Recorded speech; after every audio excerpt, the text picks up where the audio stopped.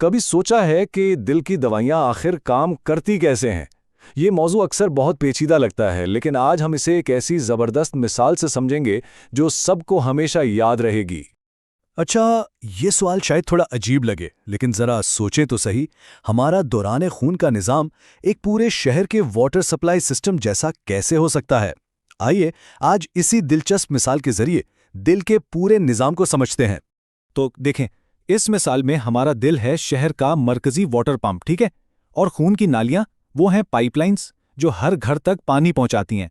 और जो दिल की धड़कन है ना, वो समझिए कि बिजली का निज़ाम है जो इस सारे सिस्टम को चला रहा है। अच्छा, अब जरा तसव्वुर करें कि अगर शहर का मेन वाटर पंप ही कमजोर पड़ जाए तो क्या होगा? जाहिर है पूरे शहर में पानी का मसला हो जाएगा। हमारे जिस्म में भी यकीन करें बिल्कुल यही होता है जब दिल कमजोर पड़ता है। तो चलें देखते हैं कि इस मसले का हल क्या है। तो डॉक्टर्स की ज़बान में इस कमज़ोर पंप को कहते हैं हार्ट फेलियर। इसका मतलब सीधा सा है कि दिल इतनी ताकत से खून पंप नहीं कर पा रहा जितना जिस्म को ज़रूरत है। और जब ऐसा होता है ना, तो जिस्म में पानी भरना शुरू हो जाता है, जिससे बेचारे दिल पर दबाव और भी बढ़ जाता है। तो इस कमजोर पंप को ठीक करने के लिए हमारे पास माहिर मैकेनिक्स की एक पूरी टीम है। ये असल में खास किस्म की दवाइयां हैं। देखें, एस इनहिबिटर्स और एआरबीज जो हैं वो दिल पर बोझ कम करती हैं, जबकि इनोट्रोपिक एजेंट्स पंप की ताकत को बढ़ाती हैं। और यहाँ एक बहुत ही दिलचस्प बात है, एस इनहिबिटर्स और एआरबीज दोनों दवाइयों का काम तकरीबन एक जैसा ही है, खून की नालियों को खुला रखना ताकि खून आसानी से बह सके।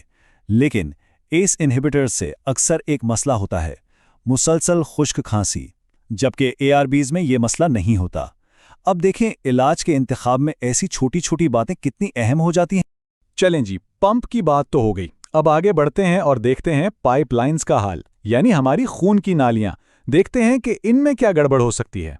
जब खून की नालियां तंग हो जाती हैं या उनमें कोई रुकावट आ जाती है, तो दिल के पट्टों को पूरी ऑक्सीजन नहीं मिल पाती और इसकी वजह से सीने में एक शदीद किस्म का दर्द उठता है जिसे अंजाइना कहते हैं। यह समझें कि खतरे की घंटी है जो बता रही है कि पाइपलाइन में कोई बड़ा मसला है। तो इस मसले के लिए भी हमारे पास माहिर प्लम्बर्स मौजूद हैं, जैसे कि नाइट्रोग्लिसरीन। और इसका काम करने का तरीका बहुत सीधा साधा है। जैसे ही दवा दी जाती है, ये पूरे जिस्म की खून की नालियों को फैला देती है, उन्हें रिलैक्स कर देती है। इससे क्या होता है, दिल का बोझ फौरन हल्का हो जाता है और दर्द में आराम आ जाता है। अच्छा, पाइपलाइन की मरम्मत के लिए कुछ और औजार भी हैं, जैसे कि कैल्शियम चैनल ब्लॉकर्स, ये भी नालियों को रिलैक्स करते हैं। और फिर हैं डायूरेटिक्स, जो जिस्म से फालतू पानी निकालकर प्रेशर को कम करते हैं। तो पंप भी हो गया, पाइपलाइन भी हो गई। अब आते हैं सबसे नाजुक और पेचीदा हिस्से की तरफ, वो इलेक्ट्रिकल ग्रिड जो हमारे दिल की धड़कन को कंट्रोल करता है। अब सोचें कि अगर इस इलेक्ट्रिकल ग्रिड में कोई शॉर्ट सर्किट हो जाए तो क्या होगा? दिल की धड़कन बिल्कुल बेतरतीब हो जाएगी। इसी को अरिथमिया कहते हैं। इसमें धड़कन कभी बहुत तेज हो जाती है, कभी बहुत सुस्त या फिर बिल्कुल बेतरतीब, और ये हालत जानलेवा भी साबित हो सकती है। ज़ाहिर है, इस ग्रिड को ठीक करने के लिए हमें माहिर इलेक्ट्रिशियंस की ज़रूरत पड़ेगी। ये हैं एंटी एरिथमिक दवाइयाँ। ये दवाइयाँ दिल के अंदर बिजली के बहाव को, यानी सोडियम, पोटेशियम और कैल्शियम चैनल्स को कंट्रोल करती हैं, ताकि धड़कन वापस अपनी नॉर्मल रफ्तार पर आ जाए। और यहाँ एक बड़ी हैरानकुन बात है। एक दवा है अमियोडोरॉन, जो कि पोटेशियम चैनल ब्लॉकर है। इसमें आयोडीन भी शामिल होती है और इसी वजह से कभी कभी इसके साइड इफेक्ट के तौर पर जिल्द की रंगत नीली पड़ जाती है ना अजीब बात? तो चलें, अब इन सारी बातों को जोड़कर एक बार फिर देखते हैं कि हमारे शहर यानी हमारे जिस्म का ये पूरा वाटर सप्लाई सिस्टम कैसे काम करता है और इसकी देखभाल कैसे होती है। तो ये है हमारा मुकम्मल मेंटेनेंस गाइड। अगर पंप कमजोर है तो हमारे पास एसी इनहिबिटर्स हैं, अगर पाइप बंद है तो नाइट्रेट्स हैं, और अगर इलेक्ट्रिकल ग्रिड में खराबी है तो चैनल ब्लॉकर्स मौजूद हैं।